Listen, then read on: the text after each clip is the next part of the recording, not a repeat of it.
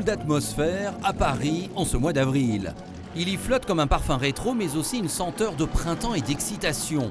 De superbes voitures commencent à tourner du côté des Champs-Élysées. C'est jour de fête et les enfants du paradis réunis. On sent bien que cette journée et la semaine qui va suivre ne sera pas comme les autres. Bienvenue dans le monde fascinant du Tour Auto. Un rendez-vous de plus en plus incontournable, le Tour Auto Optique 2000 vit une édition 2013 marquante et importante. Marquante parce que l'exposition des concurrents au Grand Palais de Paris est un grand moment d'émotion et de beauté pure. Importante parce que la compétition s'annonce intense et particulièrement relevée. Pour nous en persuader, présentation aux grandes pompes de la nouvelle Ferrari, on l'appelle la Ferrari. C'est un bijou qui se révèle dans toute sa beauté dans l'écrin du Grand Palais, et ce pour la première fois en France. Oui, tout le monde a un rapport bien précis par rapport au Tour Auto. Je crois que sur ce Tour Auto, vous avez un plateau où il y a très souvent un fort rapport émotionnel entre l'équipage et la voiture. Par rapport à une histoire de famille, par rapport à une histoire d'enfance, un souvenir, etc. Et les Berlinette et la Stratos, qui étaient 3 fois championnes du monde, entre 74 et 76, sont certainement 2 voitures qui ont influencé ma destinée et puis mon amour pour le sport automobile. Je me souviens les avoir vus passer gosses au bord de la route et voilà, aujourd'hui c'est plein de souvenirs et d'émotions de prendre le départ du Tour Auto avec une telle voiture. J'ai découvert le sport automobile, j'étais en vacances dans les Pyrénées à Luchon et le Tour Auto, et c'est une étape du Tour Auto dans les années, je devais avoir 17 ans. Et ça s'est terminé avec la 2 chevaux de ma tante dans un muret d'un pont un peu plus bas. Comas, Lafitte, mais aussi Olivier Panis, 3 anciens pilotes de F1 au départ. C'est une course exceptionnelle avec des voitures magiques parce que je suis passionné de voitures anciennes, donc moi ça me va très bien. Tiens, Gérard Larousse est également là. Le double vainqueur des 24 heures du Mans aura un rôle d'ouvreur cette année. Il nous en parlera un peu plus tard. En attendant, on retrouve un autre vainqueur des 24 heures, l'Allemand Jürgen Barth. Mon premier tour de auto, c'était assistance pour Gérard Larousse en 69, comme lui a gagné le tour auto avec le 911R. Et là, j'ai découvert la France à l'époque parce que c'était presque une de mes premiers travaux après mon apprentissage. J'ai fait les premières 2-3 tours de France historiques et j'ai gagné une fois avec un 914. Contre Henri Pescarolo à l'époque. Ce n'est pas tout. L'accent, forcément british, est également mis sur Aston Martin, dont on fête en 2013 le centenaire. 11 d'entre elles sont inscrites pour le Tour. Aston Martin, c'est évidemment la marque préférée de notre famille. On voulait vraiment en amener une ici, et c'est celle-ci.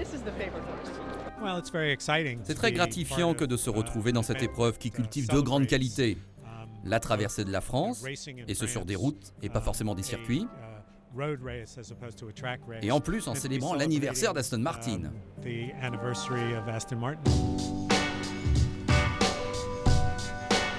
D'autres marques sont également à l'honneur. BMW, dont on a pu admirer au Grand Palais plusieurs modèles emblématiques. Mais aussi Porsche, à travers un hommage rendu à Ferdinand Alexander Porsche lui-même, disparu en 2012. Le Grand Palais ou la veillée d'armes, journée d'exposition, mais aussi de vérification sportive et technique pour près de 250 voitures inscrites qui devront parcourir un peu plus de 2000 km en 5 jours. Menu copieux pour cette 22e édition. La France est merveilleuse parce que tous les 100 km, tout change. L'architecture, la végétation, c'est un pays merveilleux. Cette année, on va faire Paris-Orléans en passant par Le Mans. Orléans, Vichy en passant par Magny-Cours. Ensuite on va à Albi avec le circuit d'Albi, Limoges avec que des spéciales, et puis le dernier jour La Rochelle par le circuit du Vigan. Donc 4 circuits, 10 spéciales.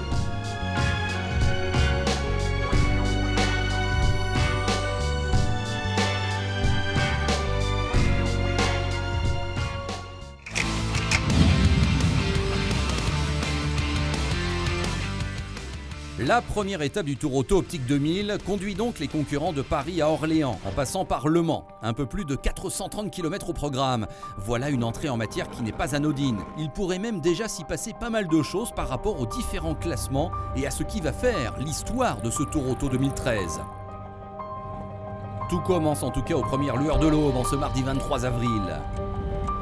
Le jour se lève ensuite, mais c'est une traversée de Paris pas comme les autres pour tous les concurrents. Arrivé ensuite au château de Dampierre, dans les Yvelines. Un cadre parfaitement adapté à un rassemblement haut de gamme. L'occasion de se détendre une dernière fois avant la compétition, d'étudier le parcours et de tout vérifier avant de se lancer dans le grand bain. Le Tour Auto Optique 2000 est alors vraiment parti.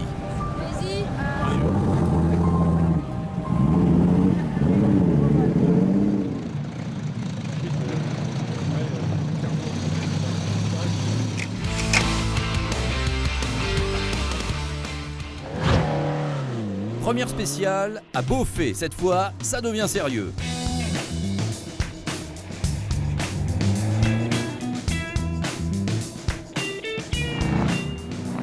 La bagarre en compétition commence dès les premiers kilomètres, notamment dans le plateau 4, où l'on aura certainement le futur vainqueur du Tour.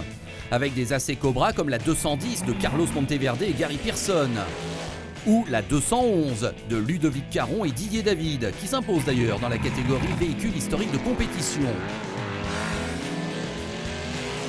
Gros plan sur la 212 avec un ancien vainqueur d'Indianapolis à l'intérieur en la personne de Kenny Brack, le Suédois.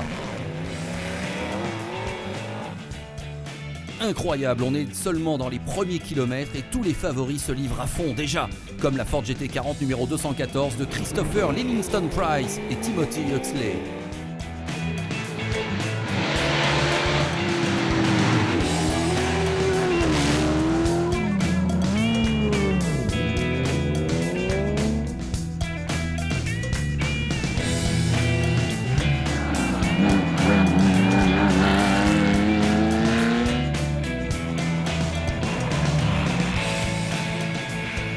On n'oublie pas les plateaux 3 et 5, où l'on retrouve les voitures des groupes G, H et I. Et c'est d'ailleurs la Lancia Stratos d'Eric Comas qui signe le meilleur temps scratch.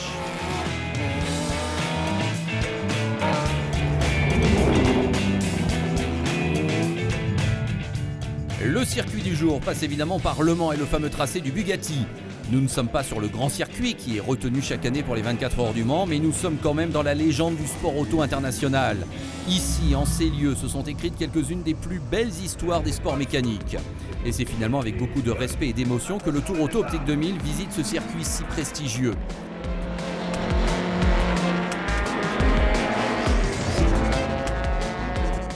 Dans le plateau 3, on retrouve un imposant groupe d'Alfa Romeo.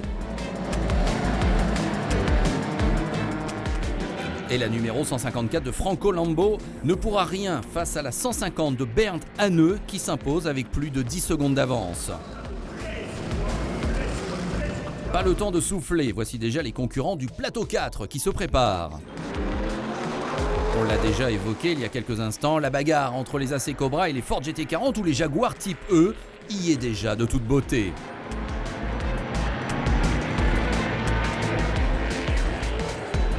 Lutte serrée entre les deux Ford GT40, la numéro 218 de Christopher Stahl et la 214 de Livingston Price, qui va finalement trouver l'ouverture.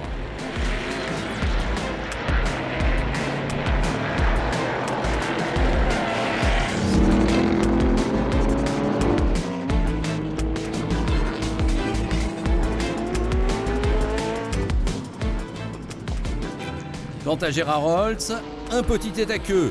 Sans gravité, vive le sport!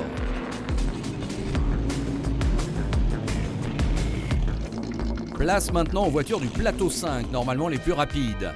Les stars de la F1 sont là. Et très vite, on va se rendre compte que la Porsche 910 numéro 264 de Jacques Lafitte est là pour gagner, même si c'est pas Nice et Jean-Paul Driot qui ont pris le meilleur départ avec leur Ferrari.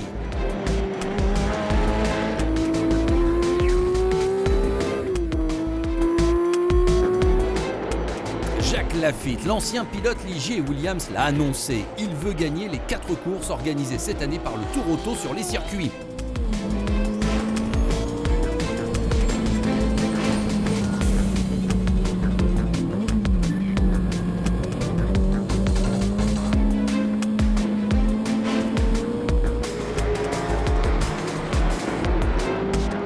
Et ça va bien commencer pour lui, puisqu'il s'impose en effet au Mans devant la Ford GT40 de Philippe Vendôme, la Ferrari d'Andrew Beverley et la Lancia d'Eric Comas.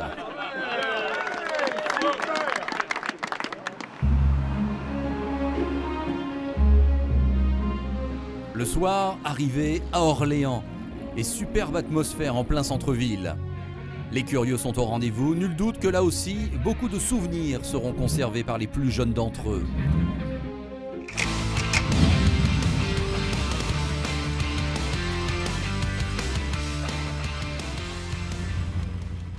Le lendemain matin, départ matinal d'Orléans pour ce qui va être l'étape la plus longue de ce tour auto.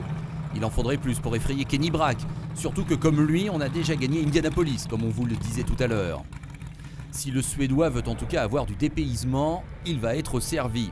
Avec un passage parmi deux des plus beaux châteaux français de renommée mondiale, Chambord et Cheverny.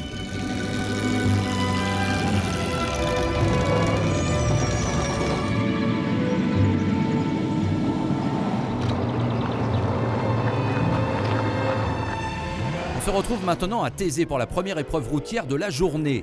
Caméra embarquée avec un équipage d'ouvreurs, Gérard Larousse et Isabelle Lebon. À gauche. Nous, on se fait plaisir. Moi, je conduis, j'essaye de conduire d'une manière régulière. Je réalise les temps dans les spéciales, qui sont les temps qui vont servir à la régularité pour le rallye. Pour la moyenne haute de régularité, les organisateurs ajoutent 30%. Pour la moyenne 35% et pour la moyenne basse 40%. Les gens prennent le départ de la spéciale et ils doivent faire la bonne moyenne, tout le temps garder la bonne moyenne. Et il y a des points de contrôle dans la spéciale, de manière à ce que les gens, par exemple, ne ralentissent pas sur la fin du parcours. Donc ils sont obligés de rouler à la moyenne. Il y a vraiment des spécialistes pour ce genre d'épreuve. Moi, je suis plutôt pour le scratch. Mais...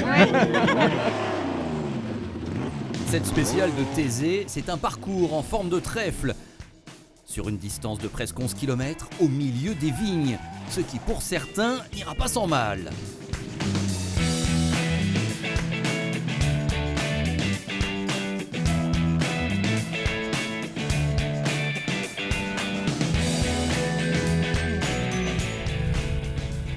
Pause déjeuner ensuite au château de Bannegon, situé à la frontière du Berry et du Bourbonnais. L'occasion pour nous de rencontrer celui qui est en tête du classement régularité, Jean-François Nicoul et sa Ford Mustang, tenant du titre dans la spécialité. Ce matin, on avait une épreuve spéciale, on était au Tour de Corse le 9 octobre qui ressemble à ça. En fait, avec des virages terribles, on n'était pas habitué à ça. Aucune erreur quasiment n'est permise. Pour 2012, on avait quasiment 8 secondes d'avance, mais pas plus sur toute la semaine. Et aujourd'hui, vous voyez, hier on a fini en tête avec 5 secondes et aujourd'hui on n'est déjà plus qu'à 2. Donc ce soir, ça sera peut-être plus nous, ça tient à vraiment rien du tout. Vous l'avez remarqué, c'est avec sa Ford Mustang de 1966 qu'on est arrivé au circuit de Magny-Cours. Comment ne pas oublier qu'on a accueilli ici, à 18 reprises, le Grand Prix de France entre les années 1991 et 2008. Et dans les différents plateaux, on va s'en donner à cœur joie. Pour le plateau 3, les Alphas règnent sans partage sur ce groupe qui comprend 40 voitures. Et c'est encore l'Alpha de Bernd Hanneux qui domine.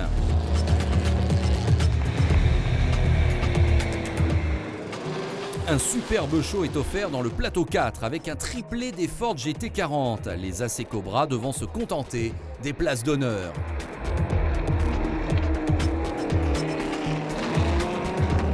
A noter la mauvaise histoire pour la voiture de Kenny Brack et Olivier Hellerbrock qui termine au ralenti et ne voit même pas le drapeau à damier. À Magny-Cours, c'est notre différentiel qui a pété. Et on n'a pu finir, j'ai pas pu finir. Les dernières 100 mètres me manquaient et le soir on a réparé la voiture, on n'a pas pu faire la spéciale. On a eu un problème de transmission, on a pu faire le circuit mais ensuite on n'a pas fait la spéciale. On ne pouvait plus gagner et on ne voulait pas prendre de risques. Car il y en a toujours des risques à prendre dans les spéciales où on va très très vite.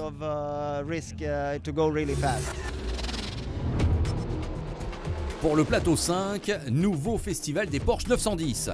Au bout des 8 tours, Lafitte l'emporte devant François Perraudot, le numéro 261. Olivier Panis et sa Ferrari numéro 263 prend la 3e place, alors qu'Éric Comas prend la 4e position. Oui, les anciens pilotes F1 se sont mis en évidence sur un circuit qu'ils connaissent évidemment par cœur. Dernière spéciale du jour, à Arfeuil. Ludovic Garon gagne devant Carlos Monteverde et Jean-Pierre Lajournade. À ce moment-là, une Ford GT40 est en tête en VHC. Jean-François Nicoul domine en régularité.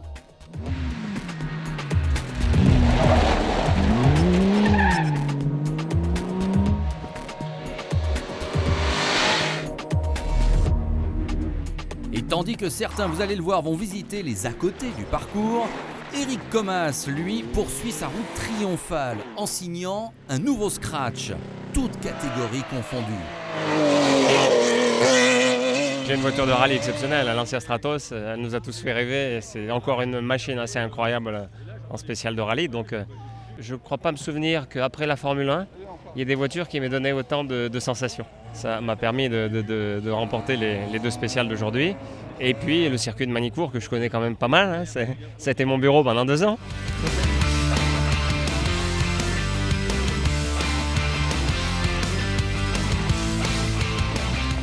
La troisième étape du Tour Auto Optique 2000 démarre à Vichy en milieu de matinée, mais s'achève en soirée sur le circuit d'Albi dans les faubourgs du chef-lieu du département du Tarn. 450 km environ pour tous les concurrents qui vont donc atteindre le point le plus au sud du Tour Auto 2013. Première épreuve routière à Thiézac, longue de 8 km sur la D59.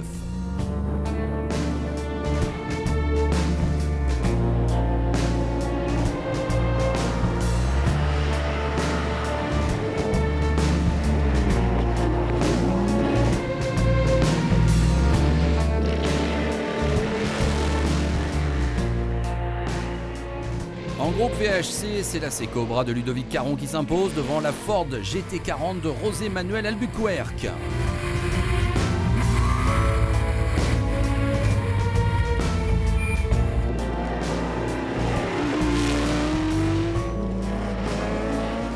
Carlos Monteverde complète le podium.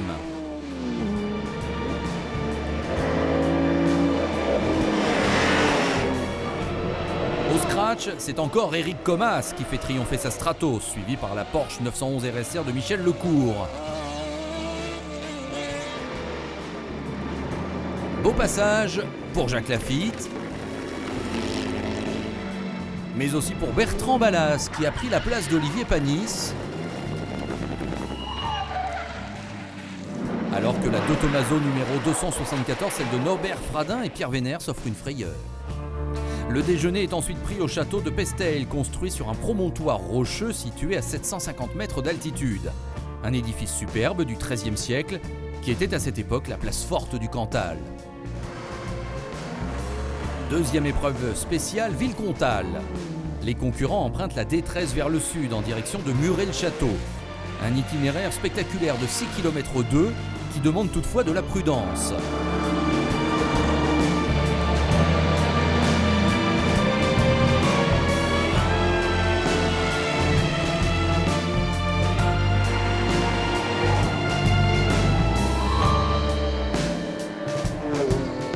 Et cela n'étonnera personne, au scratch, c'est encore une victoire pour Eric Comas et sa Stratos. L'occasion ensuite de s'offrir une petite balade en plein cœur du Massif central, en route donc vers Albi. Situé sur la commune du Séquestre, le circuit d'Albi mesure 3,5 km et cette enceinte a été inaugurée en 1959. C'est un des hauts lieux du sport automobile français. Il a servi pendant de nombreuses années de théâtre au prestigieux Grand Prix d'Albi. Pour les concurrents du Tour Auto Optique 2000, c'est l'occasion de se mesurer à un tracé plat mais exigeant, rapide et technique, qui fait tout le sel de l'épreuve.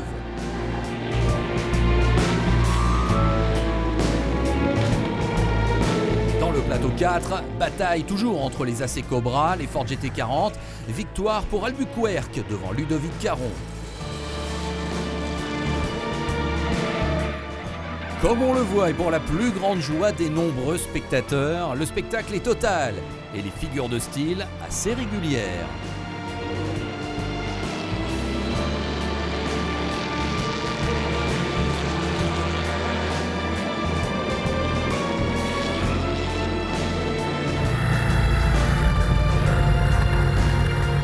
Cela n'empêche pas dans le plateau 5 la domination des Porsche 910 et Jacques Lafitte qui s'impose de nouveau devant François Perraudot. Les autres concurrents sont relégués à au moins 30 secondes de lui.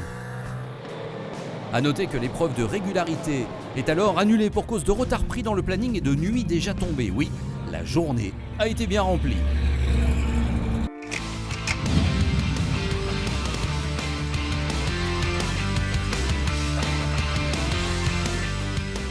I'm singing in the rain, I'm singing in the rain, what a glorious thing. Il pleut.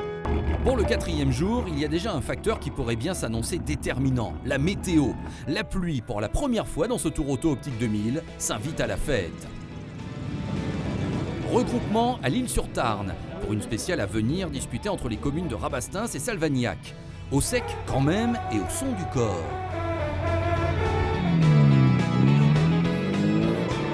Deux autres spéciales sont également au programme, à Bonaguil et Pompadour, où là, les éléments vont se déchaîner à nouveau. Tout ça pour dire qu'en VHC, Ludovic Caron s'impose aux Côtes du Tarn devant Carlos Monteverde et Jean-Pierre Lajournade et sa Jaguar Type E. Par un effet peut-être dû au hasard, mais peut-être pas, les trois hommes vont en fait se partager les chronos de la journée, puisque Lajournade va gagner à Bonaguil et Monteverde à Pompadour.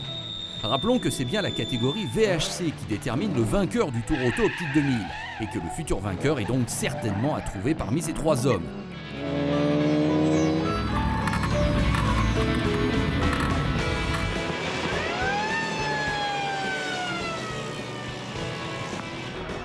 Le suspense est alors à son comble à l'arrivée à Limoges. C'est la piscine. Ah, la baignoire est pleine. Meilleur temps scratch encore une fois pour Eric Comas et sa copilote Isabelle de Sadler en GHI.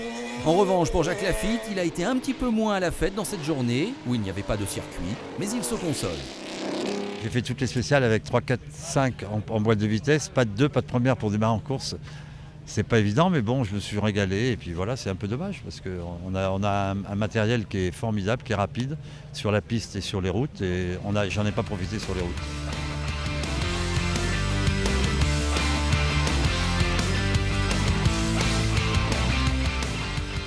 Pas le temps de se reposer, il faut déjà penser au lendemain. Et quel lendemain, puisque ce sera déjà la dernière étape de ce Tour Auto. Tout commence par un coup de théâtre du côté des leaders. Jusqu'à les 3 derniers jours, on menait le groupe 4 et on vient de savoir ce matin qu'on a une pénalisation d'1 minute mais on ne sait pas pourquoi, donc maintenant on est deuxième, 22 secondes derrière. Mais on n'a pas beaucoup de temps pour les rattraper, 22 secondes. C'est un étage spécial et un circuit de Val de Vienne. Ça sera presque impossible, gagner autant. En principe, si je ne fais pas de faute, si je n'ai pas de problème mécanique, je gagne.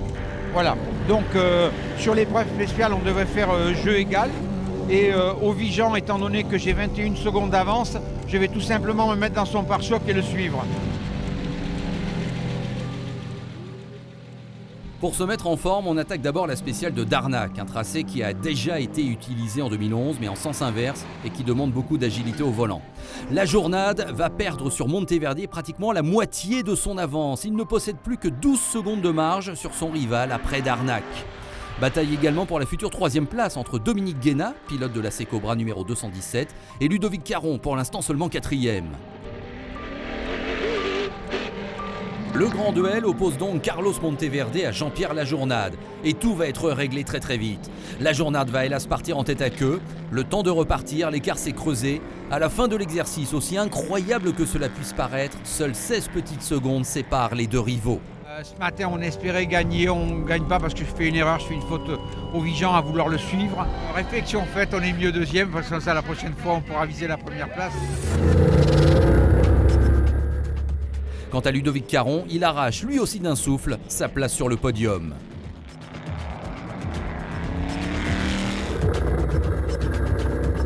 Au niveau du plateau 5, l'enjeu était de savoir si Jacques Lafitte allait pouvoir réussir son grand chelem, à savoir gagner toutes les courses sur circuit. Réponse positive, lui et sa Porsche ont fait le travail. Dans les autres classes, les vainqueurs sont également honorés. Dans le groupe G, tout s'est joué dans l'avant-dernière journée avec la prise de pouvoir de la Ford GT40 de Philippe Vendôme et Frédéric Vivier qui tiennent bon jusqu'à La Rochelle. Dans le groupe H, moins de suspense puisque la Lancia Stratos d'Eric Comas et Isabelle de Sadler, en tête depuis le début, a su maintenir tout au long de la semaine sa domination. Enfin, dans le groupe I, succès britannique avec Andrew Beverley et Mike Humphreys sur leur Ferrari 308 Groupe 4. Bref, des vainqueurs multiples, mais un grand vainqueur, le Tour Auto lui-même. Est-ce d'ailleurs le tour de tous les records pour l'organisateur ? On ne veut surtout pas battre de records parce qu'en termes de nombre, nous nous auto-limitons parce qu'après ça, on n'est pas du tout sûr de pouvoir garantir une qualité de prestation aux compétiteurs. En revanche, il y a toujours des voitures originales à chercher, il y a toujours des pilotes à décider des amoureux pour leur faire revivre ce genre de choses. Et je crois que la voiture ancienne est plus actuelle que jamais.